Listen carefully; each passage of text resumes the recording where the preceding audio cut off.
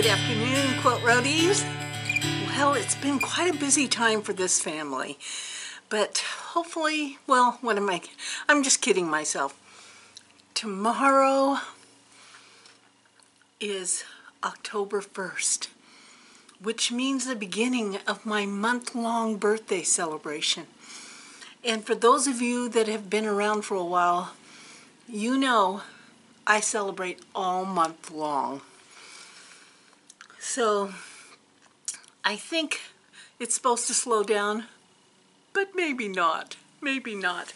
What I do know is that I have to get the binding done on this grandson's quilt because his birthday is this week also, and it needs to be done. I cannot tell you how soft this flannel is. I can't remember where I got it, but it's this flannel with all kinds of dinosaurs on it. I am here to tell you that it is so soft. I just know that he'll like it. I know he'll like it. And this weekend we get to play with the family and the grandkids, so I'm looking forward to that. Hope you got some hand stitching in your lap while you're watching this, because that's always the best time to spend with friends, when you're sitting there hand stitching. I did make a big decision this last couple months, and that was that I am getting rid of my Sweet 16. I know I heard a collective gasp there, didn't I? Well, I realized that when it comes to square footage in the Beehive, that truly 80% of my quilting life is some sort of hand stitching, and that Sweet 16 is taking up a lot of real estate and not getting used to its full potential. So I am going to get rid of it. I like quilting my smaller quilts, but the big quilts, I send them out and I'm perfectly content with that. And I don't have very many big quilts in my future. They're mostly grandson size twin quilts or lap quilts, and I like to quilt those. I have no problem doing that on my domestic machine. I was playing around with the idea of, when I sell the Sweet 16, that I get a new sewing machine, because I've had the same sewing machine for many, many years. So that's a possibility. But it was a big decision to come around to, and now that I've made it, I'm like wanting it gone, because I have my sewing table that my sewing machine is on. It has a part that flips up that I've never been able to flip up because the Sweet 16 table butts up against it. So hopefully I'll get that done before this winter. I have a friend who's considering it. Hopefully that will come to pass.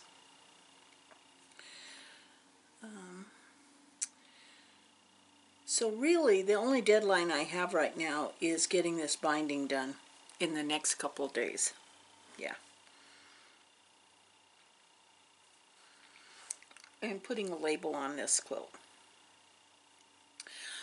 I have made a decision, or sort of a decision, on the Debbie Busby pack of fabrics that I got from Fat Quarter Shop. Let me reach for those.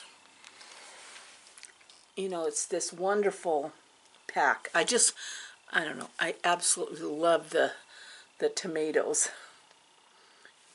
But they're all sewing themed. You know, they have scissors and tape measures and buttons, bottles of buttons, or jars of buttons.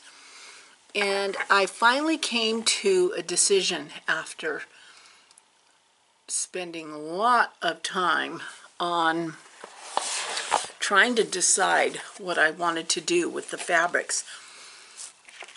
And I got this fabulous book from the Fat Quarter Shop, Scrappiness is Happiness. And it has all kinds of wonderful, wonderful quilts by Lori Holt, Bee in My Bonnet. But I knew that I wanted to make a big a table runner. So I wanted to use one of the patterns in this book with the Debbie Busby sewing themed fabric to maybe have on display here. I hope when I can lift that table up for where my sewing machine table folds down. I know, I sound like I'm just kind of babbling, don't I? That I could put a sewing themed table runner there. And so I went through the whole fat pack and I picked out the fabrics that I wanted. You might pick out different ones. And I went through all of the patterns in this book, of which there are many, many that I want to make. I want to do this star block, the flag one. I love the house one. Oh, I really love them all. But I wanted the fabrics. I'm sucking on a, oh, I'm sucking on a lozenge. I wanted to showcase the fabrics because they are absolutely adorable. I mean, truly, when you look at these fabrics, let me just hold. I mean, is this not the most adorable? So I didn't want it to get cut up into too little pieces to not be able to really appreciate the scissors and the jars of buttons. So after going back and forth, I finally decided on the Plaid Block, which may seem like a fairly simple block, and it is, but I think it's really going to showcase this sewing themed fabric. So the question comes, what fabric to choose for the setting strips? I've gone round and round and I've narrowed it down to 3. Let's see. Oh, there's the other one. I was going, oh, I've narrowed it down to 2. No, I've narrowed it down to 3.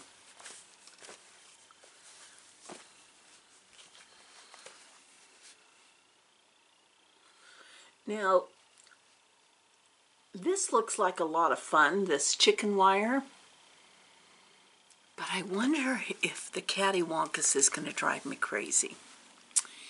And this is very, very, has a yellow undertone to it.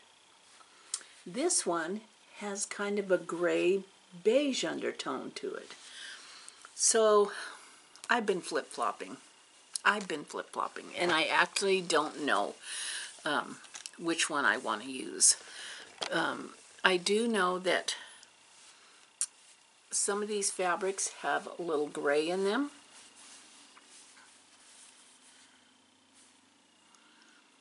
But there's also a cream and some yellow to it. So for those of you that are struggling along with me, I finally decided to do the Plaid Block. And what I'm thinking is that, and it's going to be kind of a guessing game. I'm going to see how many blocks I need. because when I look at the pattern and I count it out, I think I'm going to need 18 blocks to make a table runner size that I might like. So I think that's going to be, we'll just see how many I need.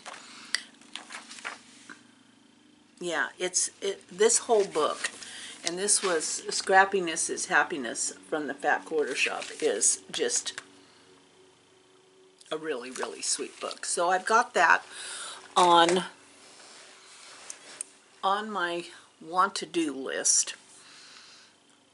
Tacking this binding is I can't do anything else list. Do you have one of those lists? You can't do anything.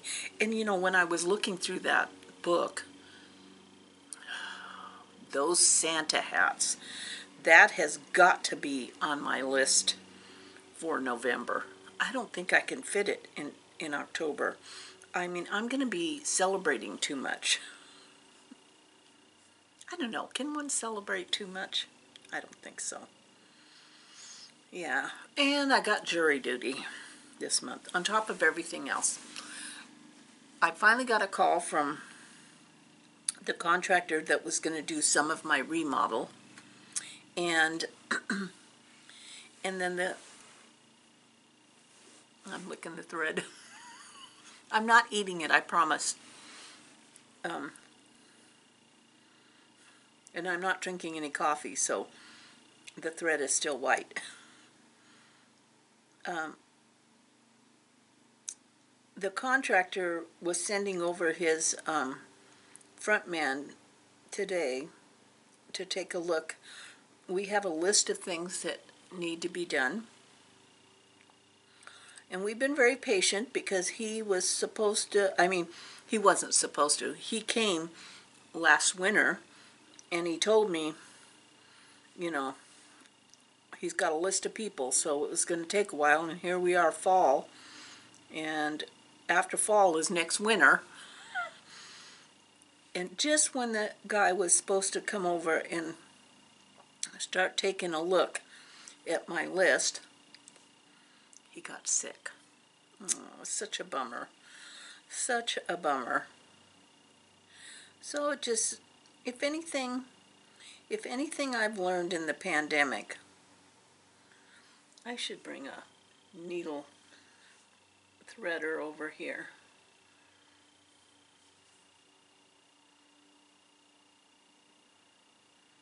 Oh, that's so funny that I said that. That's so funny that I said that, because look at this. I have a bowl of needle threaders that was sent by a friend. One of you sent me the needle threader. I need a needle threader. Oh yeah. Okay, here we go. It's so simple. You know, the problem is, I don't know about you, but the problem is I have thread fear. Do you have thread fear? The pandemic has created all kinds of anxiety things for me. And one of them is thread fear. And it's where I think I'm going to run out of thread. That is not even conceivably possible. I have so much thread, but for some reason I have thread fear. And so I use the thread down to the little, you know, 1/8 inch. I don't know, do you do that? Yeah. Okay, I'm going to just knot this thread off and give myself another nice big piece of thread.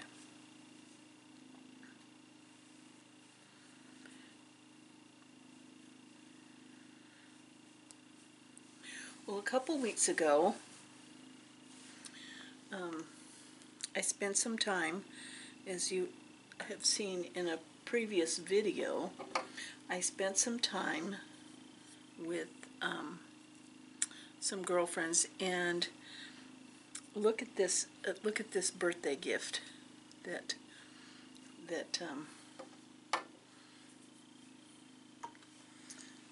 my girlfriend, she is so sweet. Okay, first of all,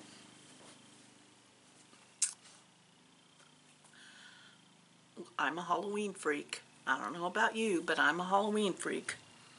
On my bookshelf, I not only have a Christmas shelf that stays up year-round, I have a Halloween shelf.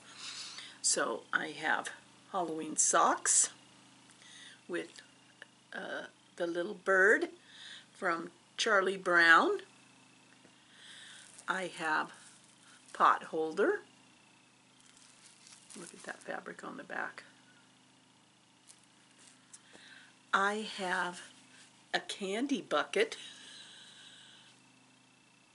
Isn't that hysterical? And I already bought my candy.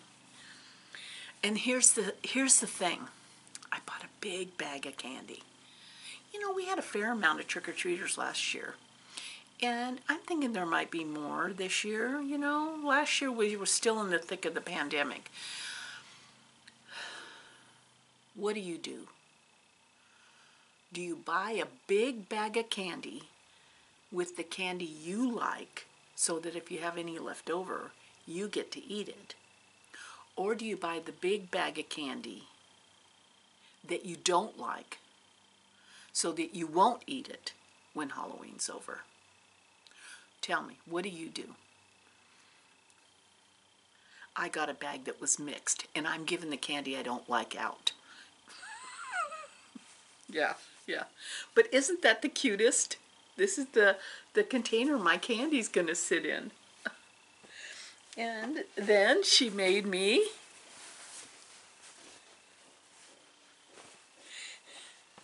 a ghosty table runner. Now, I don't know about you. I don't know if I'm dating myself, but they look like Pac-Man. They look like the little figures in Pac-Man, don't they? This is so freaking cute. And people have already decorated. I know tomorrow's October 1st, but it's still September 30th today, and people have already decorated for Halloween. I get it. I'm excited about it too. And it just reminds me, I used to play Pac-Man in the video. I used to stop at the video arcade on the way home from school. No, I wasn't a young student. I was a mother and a wife in nursing school. But I would, just as a stress reliever, I would stop on my way home and play in the video arcade Pac-Man. And I'd only let myself spend like, you know, maybe 8 quarters. But I stopped when the guy who ran the arcade asked me if I had a job. You talk about being embarrassed. Oh, geez. Yeah. You know. Okay, where's my little needle threader, huh? I have this whole thing of needle threaders that was sent to me by a very kind person who I guess was seeing me struggle because I was looking my thread and it wasn't doing anything. Wow, this is so easy when you use a needle threader. And then you can drink coffee too, and your thread won't turn brown. Well, last week I went to a cross-stitch event here in Portland, and it was a Friday through Sunday event, and it was awesome. It makes me want to go to a quilting event. The last real quilting event I went to was the fall wool stock with buttermilk basin, but I don't know, I really am wanting to, you know, go to a quilting event. One of my friends is right now stitching with Sue Spargo. Oh. Of course, I do not need another Sue Spargo project, that is for sure. But I do have this dream of actually staying at Primitive Gatherings retreat house. I just think, you know, that would be awesome. That would be an awesome. And I've never been. I think it's in Wisconsin. I've never been there, and I do a lot of Primitive Gathering projects. And one of the projects, as you know, is that urban heirloom rose. Oh, that's so gorgeous.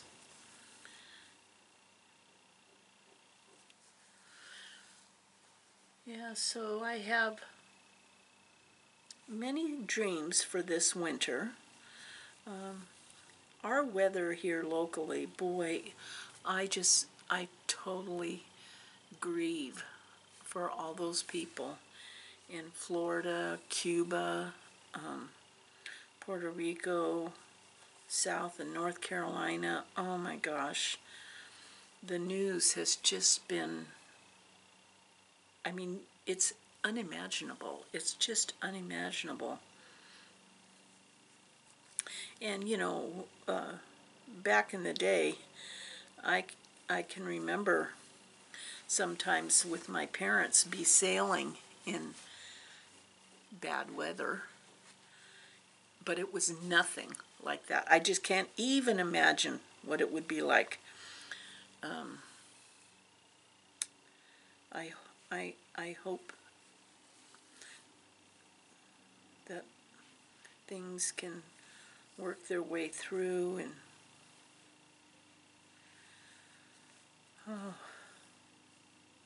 because there's a lot of stitchers and quilters in Florida. All that devastation there was just heartbreaking, absolutely heartbreaking. But you know, we're almost past our natural disaster here is wildfire, and it feels to me like we're past that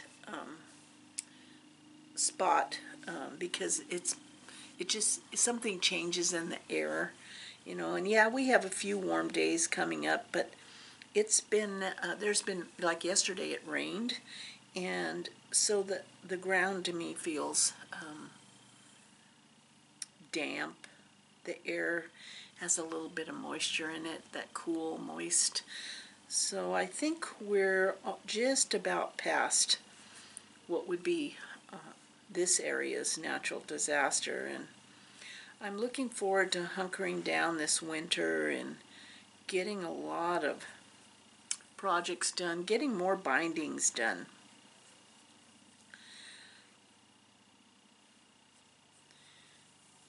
It's like I need a wouldn't it be great just to have a quilt group that's just about binding? That would be really awesome. You know, binding day, you know, where everybody just shows up and all they're doing is a binding. And then you would be able to not have to carry your machine, not have to carry all the tools, but you'd be able to actually sit and talk and share and catch up. That would be good. Binding day. Maybe I get some of these things bound. I have one whole side to do. Now I've got 3 sides done, so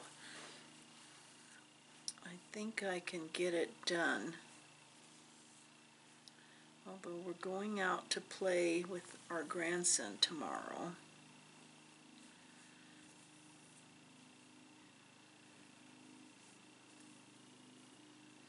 What have you been reading lately? I have been, let's see, I've been trying to finish, let's see,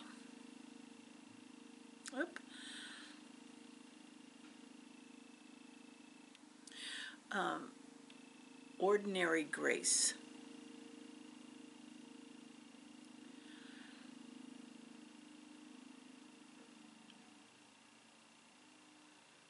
Yeah, Ordinary Grace is what I'm trying to finish right now. And I did watch, which I read the book a long time ago. That book, Where the Crawdads Sing. Have you read that book? I know many of you probably had. It was a real popular book group book a little while back. Well, they made a movie.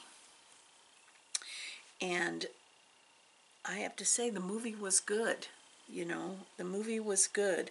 Sometimes when I read a powerful book, a book that moves me emotionally and really makes me think, usually the movie doesn't turn out to meet that expectation. You know, do you know what I'm talking about? Yeah. Well, I feel like this movie was entertaining and thought-provoking, and it met my need. And even G, you know, who hadn't read the book, he enjoyed the movie. It was a real thought-provoking, but the human capacity for love and survival.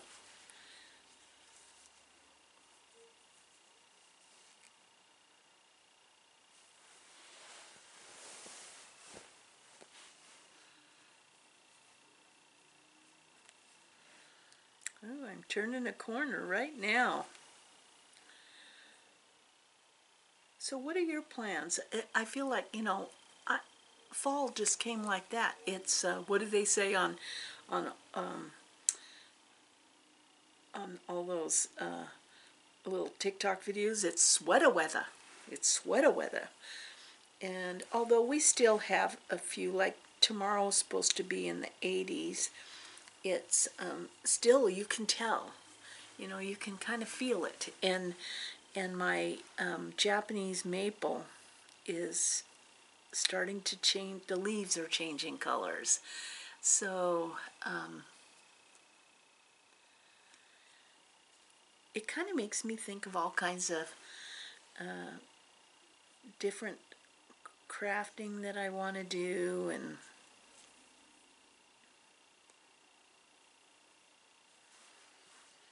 there's so many quilts that I want to work on too.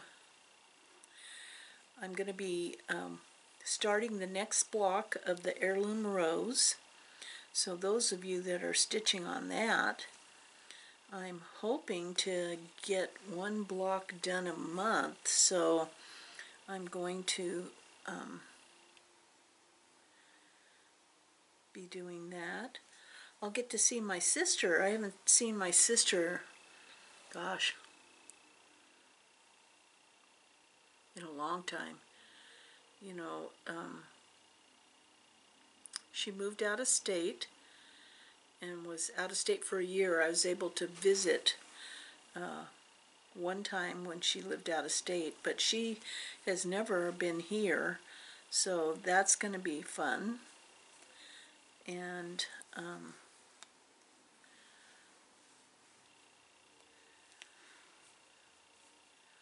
so I'll be able to see my sister this next week. We have 4 birthdays in our family this month. Grandson, mine, his other grandma, and my sister. You know, those are busy, busy month.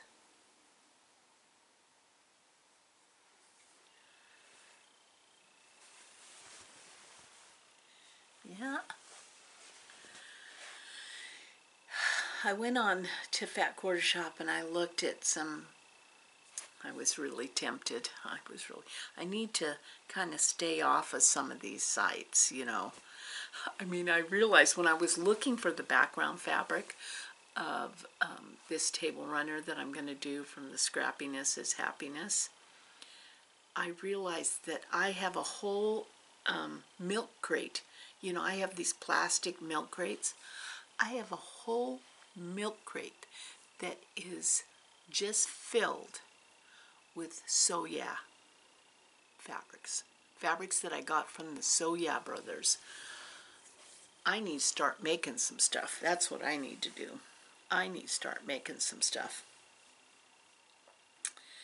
And I know that this fall and winter, that's my prime quilting time.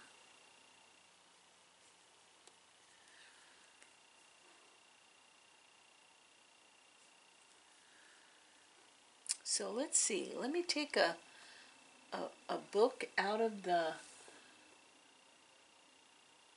Let's take a book out of the bookcase and flip through it a bit and see what we have. Huh?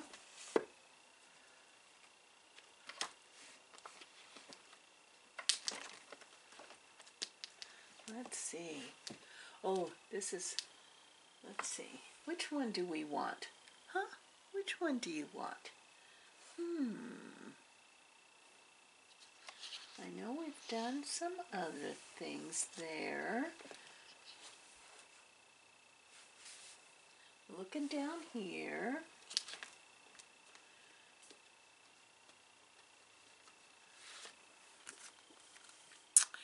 Sashiko and Beyond.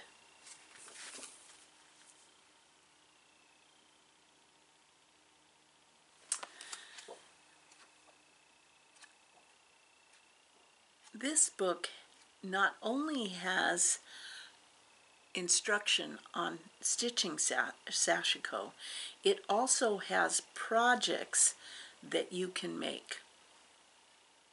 Of course, if I made a placemat, I would frame it. Nobody would be eaten off of it. Oh, and so much of this is beautiful applique, plus a combination of applique and sashiko. I mean, it's such beautiful. Just think what you could do with that.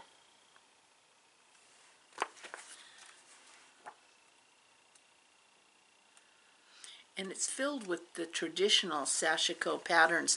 You know, sashiko was developed to repair clothing. You know, hardworking people wore the knees out or the elbows out, and then they would patch it with other fabric, and to make it pretty or stronger or more functional, they would stitch it with sashiko stitches to kind of hold it together. Now this is absolutely beautiful. Little bag, drawstring bag. Oh, so pretty. Sylvia Pippin, who has an online shop, is who I mainly learned a lot from when it came to sashiko and applique. And she, I don't know if she still does, but the quilting workshops at Asilomar down in Monterey, she would teach there, and I've taken classes from her. I've done this block. Yeah. Where did I get this one? I can't tell which store I bought this from. I might have bought it from Sylvia. She used to have a brick and mortar store up in LaConner, Washington, but now it's online. And see, that's why I keep these books. They provide me with inspiration. Oh, look at this wall hanging.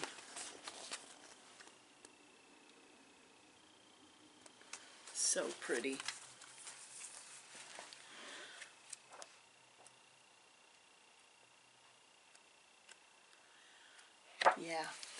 That's a good one. That's a good one. Okay. I guess I better get going. Better start getting organized. I hope those of you that got the Fat Quarter bundle from the Fat Quarter shop of Debbie Busby's Fabric and have that scrappiness is happiness, that you'll pick a pattern out of there to do. And then we'll just see what happens in the next couple of weeks. I'm going to be really hard pressed to get anything done in the next couple of weeks, but you just never know. You just never know. Take care. You are all so important to me. I hope that you are safe, that you're dry, and that life is treating you well. Love you guys.